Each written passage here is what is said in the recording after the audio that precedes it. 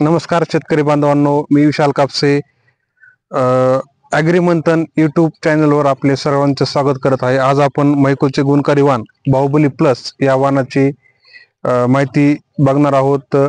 तर सगळ्यात प्रथम शेतकरी बांधवांना सांगतो की बाहुबली प्लस या वाणाला तुम्ही अंतर ठेवावा। तुम्ही हा प्लॉट बघू शकता। हा प्लॉटचं अंतर आहे 5x2 वर या वाणाची लागवड केलेली आहे। तर तुम्हाला सगळ्यात महत्वाचं म्हणजे हे वाण खूप ढेरा करतंय, गोलाकार ढेरा करतंय। बुडापासून 4 बोटाच्या अंतरावरच याला फांद्यांची संख्या लागलेली आहे। एकदम जवळजवळ फांद्या लागण्याची संख्या आहे ह्याच्यावर।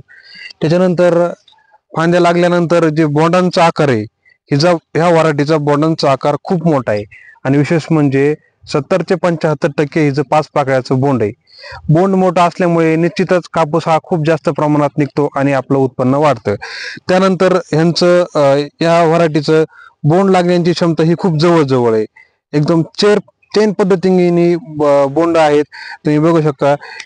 याच्या फांदीला खूप जास्त प्रमाणात बोंड आहेत। ही फांदी आहे, ह्याला बघा तुम्ही 1 2 3 4 5 6 7 8 9 एका फांदीला 9 बोंड आहेत आणि एका फांदीला 9 बोंड असल्यामुळे याचं तुम्हाला उत्पन्न हे निश्चितप्रमाणे जास्त येणार आहे, कारण ह्याला खूप जास्त प्रमाणामध्ये फळफांद्या आहेत।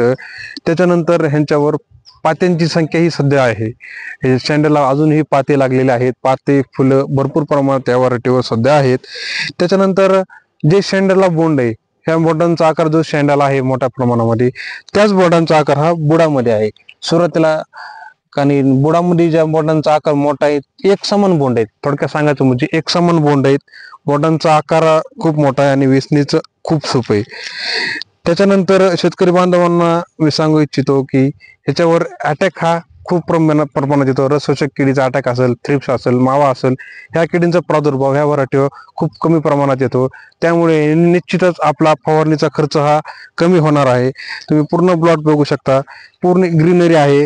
तुम्ही हेच झाड नाही, तुम्ही कुठलंही झाड बघू शकता की खूप पूर्ण बोंड आहेत। तुम्ही इथे बी आहेत, मध्ये बघू शकता। सगळं झाड हा पूर्ण प्लॉट हा एक समान आहे। खूप जास्त प्रमाणात बोंड येतं आणि मध्ये बी तेवढाच माल आहे आणि झाडाच्या कडीलाही तेवढाच माल आहे। तर मी शेतकऱ्यांना सांगू इच्छितो की पुढील येणाऱ्या काळामध्ये आपण मैको सीडचं बाहुबली प्लस या वाणाची लागवड करावी आणि आपले उत्पन्नाचे मानकरी व्हावे। धन्यवाद।